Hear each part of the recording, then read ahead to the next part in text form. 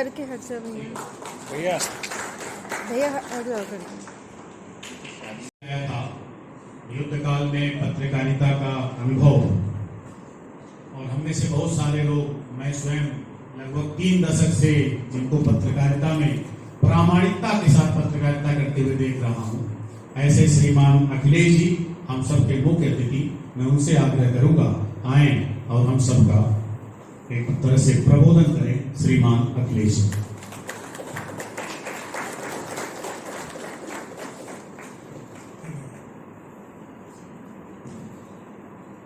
सम्मानीय मंच और यहाँ उपस्थित सभी श्रोतागण, देवी सज्जन, मैं सबसे पहले श्याम जी को बधाई दूंगा। एक बहुत ही टॉपिकल उसके बाद एक विषय आपने चुना इस संगोष्ठी के लिए, क्योंकि जब आपसे बात हुई इस पर बातचीत करना चाहते तो मुझे लगा कि ये इससे अच्छा विषय कोई हो नहीं सकता, क्योंकि पिछले कुछ दिनों में काफ़ी लंबी चर्चा और बहस इसी बात पर चली है कि जो मीडिया का रोल रहा ऑपरेशन सिंदूर के बाद के घटनाक्रम में, और उसमें भी खास तौर से टीवी का, उसको लेकर के काफ़ी क्रिटिकल एक पक्ष की बात की गई है कि क्या वाकई इनको इस तरह की रिपोर्टिंग करनी चाहिए थी, नहीं करनी चाहिए थी। और जो दिनेश जी ने और करुणा जी ने बहुत अच्छे से की बात रखी है, एक वो पक्ष है जो कि बहुत ज़रूरी है, वो पक्ष का आना भी बहुत ज़रूरी है, लेकिन एक दूसरा पक्ष भी है, क्योंकि पत्रकार होने के नाते हमारी जिम्मेदारियाँ बढ़ जाती हैं। समाज हमसे कुछ दूसरी अपेक्षाएँ करता है।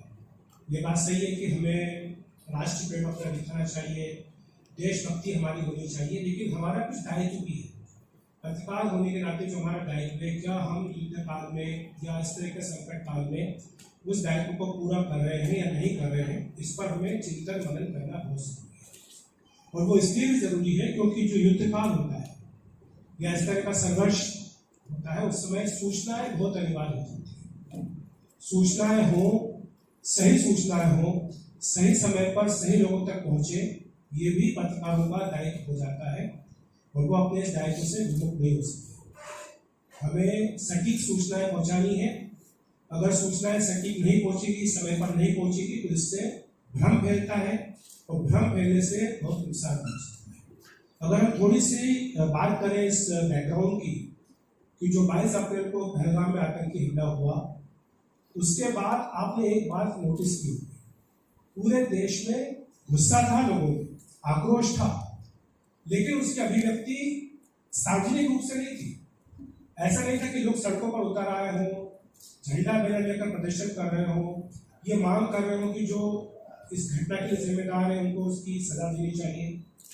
ये एक बड़ा अंतर है जो आपने नोटिस किया था, और इसके पीछे कारण ये था कि देश की जनता को ये विश्वास था कि जो सरकार है, जो नेतृत्व है और जो उनका ट्रैक रिकॉर्ड है, उसके चलते निश्चित तौर पर जो भी लोग जिम्मेदार हैं उनको इसकी सजा दी जाएगी। ये भरोसा था, और ये भरोसा का यही कारण था कि आपने कहीं पर कोई विरोध नहीं देखा, कहीं पर आपने कोई प्रदर्शन नहीं देखा, ना आपने किसी से कोई मांग की। तो ये जो इसका बैकग्राउंड था, इसको समझने में बहुत जरूरी है। फिर दूसरी बात, जब ऑपरेशन सिंदूर हुआ 6 तारीख से 7 तारीख के बीच में आधी रात को, जिसके बारे में काफ़ी डिटेल्स आ चुकी है, सिर्फ 22 मिनट का ऑपरेशन था, और जो आतंकी ठिकाने थे पाकिस्तान में, उनको भारत ने अपनी सीमा में रहते हुए, ये महत्वपूर्ण बात है कि भारत ने अपनी सीमा में रहते हुए उनको नष्ट किया। जो हमें जानकारी मिली है, पिछले 4 या 5 साल से इन ठिकानों को चिन्हित करने का काम चल रहा है, और ये केवल 21 जगह हो ऐसा नहीं था, 35 या 40 इस तरह के ठिकाने थे जिनको आइडेंटिफाई किया गया था। और इस बात की भी तैयारी थी कि अगर वहाँ से कुछ मूवमेंट होता है, वहाँ पर अगर वो आतंकवादी निकल जाते हैं, तो फिर दूसरी जगह किस तरह से ठिकाने पर निशाना लगाना है, इसकी भी तैयारी सरकार की ओर से पूरी थी। तो सरकार ने जबरदस्त होमवर्क अपना ऑपरेशन सिंदूर को लेकर किया था। इसमें दिक्कत कहाँ आई, आपने अखबारों को देखा होगा कि जब सुबह 7 तारीख को आपने अखबार उठाए होंगे, तो इनका दुक्का अखबारों को छोड़कर, मुझे लगता है एक नाम मेरे सबका प्रभात खबर जो कराची से आता है, एक शायद दिल्ली का हिंदुस्तान होगा, इन 2 अखबारों को छोड़कर किसी भी अखबार में आपको ऑपरेशन सिंदूर की कोई जानकारी नहीं। वो अखबार की प्रवृत्ति है, अखबार में काम करने का तरीका ऐसा होता है कि वहाँ पर आप 24 घंटे का समय लेते हैं। तो इसलिए सूचना का आपके पास सिर्फ 2 स्रोत थे, टेलीविजन या फिर सोशल मीडिया। आलोचना इस बात को लेकर हुई टेलीविजन की, टेलीविजन ने जो रिपोर्टिंग की उसमें उन्होंने सोशल मीडिया को भी पीछे छोड़ दिया। परसों आपने टाइम्स ऑफ इंडिया का एक आर्टिकल देखा था, उसकी यही हेडिंग थी कि उन्माद में कहें या जो भी पागलपन कहें, उसमें सोशल मीडिया को भी पीछे छोड़ दिया टेलीविजन ने, जबकि यह अपेक्षा की जाती है टीवी से कि वो सोशल मीडिया की तुलना में अधिक जिम्मेदार होगा, रिस्पॉन्सिबल। इसलिए जो श्याम जी ने शुरुआत में अपनी बात कही थी, वहीं से मैं इस बात को निकाल के ला रहा हूँ कि ये तो आकलन करना बहुत जरूरी कि हमने उन दिनों में क्या किया, उन 4 दिनों में क्या किया। मैं बिल्कुल सहमत हूँ दिनेश भाई से, जो दिनेश भाई ने बात कही कि वो जब वक्त होता है तो उसमें लोगों की अपेक्षाएं अलग होती हैं, लोग आपसे कुछ और सुनना चाहते हैं, ये सही बात है। और एक पत्रकार होने लगता है हमारी जिम्मेदारी बनती है, लेकिन हमें यहाँ पर और ज़्यादा दायित्व हमारा इसलिए बढ़ जाता है क्योंकि नागरिकों को सूचनाओं का अभाव जो होता है उसको भर पाना, आपको भरना बहुत जरूरी है। चाहे वो यातायात के साधनों की सूचना आपको देनी हो कि आपकी जो फ्लाइट्स हैं वो टाइम पर चल रही है नहीं चल रही है, डाइवर्जन हो रहा है नहीं हो रहा है, कैंसिल तो नहीं हुई है, ट्रेन समय पर चल रही है नहीं चल रही है। जो लोग रह रहे हैं सीमा के इलाके में, एलओसी के वहाँ, उन्हें सही समय पर सूचना देना, नागरिकों को इस बारे में बताना कि जो ब्लैकआउट है उसमें आपको क्या प्रोसीजर अपनानी है, अगर साइलेंट बचता है तो आपको क्या कदम उठाने हैं। ये सारे काम टेलीविजन को करने थे, टेलीविजन ने बखूबी इनको काम को सारे कामों को किया।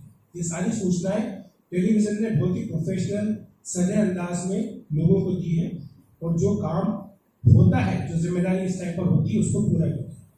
नागरिक होते हैं, उन्हें अपनी सुरक्षा की चिंता होती है, वो काम भी टेलीविजन मीडिया ने उसको पूरा करने में, जैसे मैंने कहा कि ब्लैकआउट में क्या करना है, आपको किन इलाकों में जाना है, अगर हवाई हमला होता है तो किस तरह के सुरक्षा उपाय करना है, ये सारी जानकारियाँ टेलीविजन की ओर से दी गई। मेरा यहाँ पर कहने का तात्पर्य यह है कि जब सूचनाएं नहीं होती तब सूचनाएं गढ़ी जाती है, इंफॉर्मेशन को मैन्युफैक्चर किया जाता है। उसमें होता क्या है कि सूचनाओं का अभाव जो होता है उसको अफवाहें भरने का काम करने लगती है, और जब अफवाहें भरने का काम करने लगती है, सूचनाओं की जगह अफवाहें ले लेती है, तो जो शासन तंत्र है, जो तंत्र चला रहा होता है, जो पूरी व्यवस्था होती है, उस पर सवाल उठने लगता है और उसको नुकसान पहुंचता है। तो कई बार जाने अनजाने में हम अफवाहों को सूचना बना करके जब चलाने लगते हैं, तो उससे दरअसल हम सरकार का काम आसान नहीं कर रहे होते, सरकार की मुश्किलें बढ़ा रहे होते हैं। हमें ये अंदर समझना बहुत जरूरी है, और ये हमें ऑपरेशन सिंधु ने बताया है। युद्ध काल में जो पत्रकारिता होती है उसका तात्पर्य केवल ये आपको नहीं है कि मोर्चे पर क्या हो रहा है क्या नहीं हो रहा है, इसकी जानकारी पहुंचानी है। और जैसा दिनेश भाई ने कहा, सही बात है, ऐसे समय पर जो स्रोत होते हैं वो सूख जाते हैं, द सोर्सेस ड्राई हो जाते हैं, आपको कोई आना नहीं चाहता, सामने कहना नहीं चाहता, क्योंकि बहुत संवेदनशील समय होता है। सेना का मूवमेंट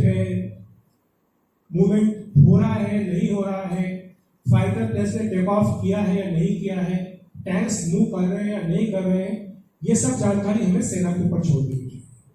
अगर सेना से आधिकारिक जानकारी आ रही है तो हम इस जानकारी को बता सकते हैं। हम अपने संवाददाता के आधार पर कि वो ये कहें कि मूवमेंट हो रहा है, हमें मुझे लगता है कि बचना चाहिए। और ऐसे समय पर जो एडवाइजरी भी आई थी रक्षा मंत्रालय की ओर से, आईबी मिनिस्ट्री की ओर से, उसमें बार बार ये कहा गया था, आग्रह किया गया था पत्रकारों को, चैनल्स को, कि आप कृपया जो मूवमेंट है आर्मी का, ऑपरेशनल डिटेल्स जो है उसके बारे में जानकारी ना दें। ये बात ठीक है कि पाकिस्तान में आपके सारे चैनल्स बैन कर दिए गए थे, वहाँ नहीं दिए गए थे, लेकिन इसके बावजूद भी मॉनिटरिंग तो होती है। ऐसी कोई सूचना ना जाए जिससे कि दुश्मन को फायदा पहुंचे, इसलिए बार बार ये आग्रह किया जाता है। कई सारी बातें होती हैं कि सुनी सुनाई बातें और मनगढ़ंत बातें, इनको समाचार के तौर पर नहीं होना चाहिए। मुझे करगिल का जो संघर्ष हुआ था उसकी याद है। करीब 1 महीने तक हम रहे थे, टाइगर हिल की लड़ाई से लेकर के द्रास, करगिल, इन तमाम इलाकों में जाकर के लाइव रिपोर्टिंग करने का मौका मिला था। लेकिन ये ध्यान रखा था कि कोई भी समाचार जो है उसको लाइव न दिखाया जाए, डिफर्ड लाइव हो। ये कोशिश की जाए, दर्शकों को बताया जाए कि ये सीधी तस्वीरें या सीधा समाचार हम आपको नहीं दे रहे हैं। ये कुछ बेसिक्स होते हैं जो कि वॉर रिपोर्टिंग के, जिनके बारे में जानना और समझना बहुत जरूरी है। सीधा प्रसारण करने से दुश्मन को जानकारी मिल जाती है। आप जानते होंगे कि जब मुंबई में हमला हुआ था तब इस तरह के वाकया सामने आए थे कि मॉनिटरिंग की जा रही थी, और जो आतंकवादी थे अंदर होटल में उनको बताया जा रहा था कि देखिए कमांडो यहाँ पर उतर रहे हैं, क्योंकि टेलीविजन देखकर के वो बता रहे थे। तो अगर आप लाइव रिपोर्टिंग नहीं करेंगे तो इससे दुश्मन को फायदा नहीं मिलेगा। ये आपको बहुत ध्यान रखना जरूरी है। कुछ ऐसे समाचार होते हैं जिससे कि लोगों का मनोबल बढ़े, सेना का हौसला बढ़े, ये ऐसे समाचार देना जरूरी है। लेकिन गलत जानकारी अगर आप देते तो उससे भ्रम पैदा है। आप जानते हैं कि युद्ध जो है आजकल कन्वेंशन वार नहीं, कन्वेंशन वारफेयर का जमाना नहीं है। आमने सामने बंदूक लेकर लड़ाई नहीं होती, वो लड़ाई का दौर चला है। अब लड़ाई या तो आप मिसाइल से लड़ रहे हैं, जैसा कि आपने भी देखा, या ड्रोन से आप ये युद्ध लड़ रहे होते हैं, या फिर आप अनकन्वेंशनल वारफेयर का सहारा लेते हैं, जिसमें कि इंफॉर्मेशन वार भी बहुत बड़ा रोल प्ले करता है। मिस इंफॉर्मेशन को लेकर के आपने देखा कि पाकिस्तान से बाढ़ आई थी। कई दिनेश भाई ने उदाहरण देकर के बताया है कि किस तरह की गलत सूचनाएं दी गई। गुड़गांव पोर्ट का नाम लेना भूल गए कि गुड़गांव में भी पोर्ट है और वहां पर भी कब्जा पाकिस्तान ने कर लिया है, ये वहां के चरणों पर चल रहा था। पटना पोर्ट के ऊपर कब्जा कर लिया गया, ये वहां के चरणों पर चल रहा था। तो ये इस तरह की मिस इन्फॉर्मेशन वहां से फैलाई जाती है दुश्मन की ओर से। हमें भी उसको काउंटर करना है, लेकिन गलत सूचना का जवाब गलत सूचना नहीं हो सकता। इस बात का ध्यान रखना बहुत जरूरी है। मीडिया पे निर्भर करता है कि हम ऐसे भ्रमचाल का हथियार बने या न बने, लेकिन इसके लिए हमें अपनी साख वो दांव पर नहीं लगानी चाहिए, क्योंकि जो साख होती है, क्रेडिबिलिटी होती है, वो बहुत वर्षों के बाद मिलती है। और चाहे कोई भी मौका हो, उसमें हमें अपनी क्रेडिबिलिटी को दांव पर लगाकर कभी कोई इस तरह का कदम नहीं उठाना चाहिए। युद्ध काल में मीडिया का भी इस्तेमाल होता है, जैसा मैंने कहा है कि ये इंफॉर्मेशन वॉर जब होता है तब होता है। प्रोपेगेंडा वॉर भी इसको हम कहते हैं, जिसमें कि तमाम तरह के प्रोपेगेंडा चलते हैं। इस प्रोपेगेंडे का टूल हमें बनना है नहीं बनना है मीडिया को, इसका भी ध्यान रखना बहुत जरूरी है। आप ये देखिए कि ये बड़ी मशहूर बात कही जाती है कि जितनी देर में सच जूते पहनता है उतनी देर में जो झूठ है वो आज दुनिया का चक्कर लगा के आता है। तो उसमें दिक्कत यही होती है कि अगर आपके पास सूचनाएं नहीं आएगी, सरकार की तरफ से दिक्कत है कि सूचनाएं नहीं दे रहे हैं, तो इसीलिए अफवाहों को फैलने का मौका मिल जाता है। लेकिन इस बार एक बहुत अच्छी बात जो रही सरकार की ओर से, सूचनाओं का अभाव नहीं रहा। सरकार ने समय पर सारी सूचनाएं दी, सरकार की ओर से ब्रीफिंग हुई, उसमें निश्चित तौर पर जितनी भी मन में प्रश्न थे उन सबका जवाब मिला। दिक्कत कहाँ पर आई? दिक्कत इसलिए आई क्योंकि जो माहौल बना 6 और 7 के बीच की ऑपरेशन सिंधु की एक्शन हुई, उसके बाद जो हमने 2-3 दिन तक पूरी कार्रवाई हुई है, उसमें जो कवरेज रहा, उस कवरेज ने लोगों की उम्मीदें बहुत बढ़ा दी। सरकार का मकसद शुरू से बहुत साफ था कि ऑपरेशन सिंधु बहुत लिमिटेड एक ऑपरेशन है, इसका उद्देश्य केवल पाकिस्तान में जो आतंकी ठिकाने हैं उनको नष्ट करना है। लेकिन मीडिया कवरेज में ऐसी उम्मीदें लोगों को बांधी कि हमारा कराची बंदरगाह हमने तबाह कर दिया, हमने इस्लामाबाद पर अपनी सेनाएं भेज दी हैं, जो उनके आर्मी चीफ और बंकर में छुप गए हैं, वहाँ पर तख्ता पलट हो गया है। क्योंकि अब कुछ ही दिन की बात है हमारे कब्जे में होगा, और जब इतनी ज़्यादा उम्मीदें लोगों की बांधी गई, इसीलिए जब सीज़फायर हुआ तो उस सीज़फायर के ऐलान ने लोगों को अचानक से निराश कर दिया। इस लिहाज से कि लोगों को लगा अरे हमें तो कुछ और बताया जा रहा था, हमें तो बताया जा रहा था कि हम पाकिस्तान पर कब्जा कर चुके हैं, योग के भारत का हिस्सा बनने वाला है। लेकिन अचानक से ये क्या हुआ, हमने सीज़फायर क्यों कर दिया? क्या हमने ये वही गलती नहीं कर दी जो 1971 में की थी या इससे पहले 65 में की थी? तो ये जो बातें, पुरानी बातें लोगों को याद दिलाई गई कि ये इंदिरा जी होती तो ये होता, इंदिरा जी ने तो वो किया था, वो किया था। इसलिए हुआ क्योंकि उम्मीदें आपकी इतनी बढ़ा दी गई, आपको आसमान पर ले जाकर के बैठा दिया गया, और फिर जब अचानक आप आसमान से नीचे उतर तो आपको लगा नहीं सकते। जबकि सरकार का और आर्मी का शुरू से मकसद बिल्कुल साफ था कि हमें एक लिमिटेड गोल के साथ हम इस ऑपरेशन को लेकर के जा रहे हैं। पाकिस्तान को हमें सबक सिखाना है, दुनिया को हमें बताना है कि पाकिस्तान आतंकवाद को बढ़ावा देता है, और जो आतंकवाद को बढ़ावा देता है हम उसका उसी तरह से जवाब देते हैं, आतंकवादी ठिकानों को हम नष्ट करते हैं। तो ये मुझे लगता है कि ये बहुत बड़ा सबक हमने इस रिपोर्टिंग से सीखा है। और अखबारों ने जो इस मौके का फायदा उठाया है, हम भी जानेंगे इस बात को कि जिसको बोलते हैं कि आपदा में अवसर उन्होंने ढूंढ लिया। अखबारों के विज्ञापन अगर आप देखेंगे पिछले 3 दिनों से एक जैसे विज्ञापन आ रहे, वो कह रहे हैं कि सूचनाओं के लिए तो आप केवल हम पर भरोसा कीजिए, टेलीविजन पर भरोसा मत कीजिए, क्योंकि पक्की खबर हम देते हैं। लेकिन दिक्कत वही जो मेरी शुरुआत में गई, अखबार में खबर आती है 24 घंटे के बाद, 6 6 और 7 की रात को जो हुआ 2 अखबार छोड़ के किसी तीसरे अखबार में आपको नहीं दिखा। तो यहाँ पर ये समस्या कुछ बातें हैं जो बताना चाहूँगा। महाभारत का जिक्र जज भाई ने किया था, मुझे लगता है कि जो बात पंडित जी ने भी कही थी, साम दाम दंड भेद की, तो ये तो बहुत ज़रूरी है, ये तो होना चाहिए, पर उसमें हमें सावधानी रखने की बहुत ज़रूरत है। युधिष्ठिर की बात करी, धर्मराज युधिष्ठिर थे, द्रोणाचार्य जी जो है एकदम उन्हें आतंक मचाया हुआ था, पांडवों की सेना का विनाश किए जा रहे थे, बड़ी समस्या आई कि क्या किया जाए।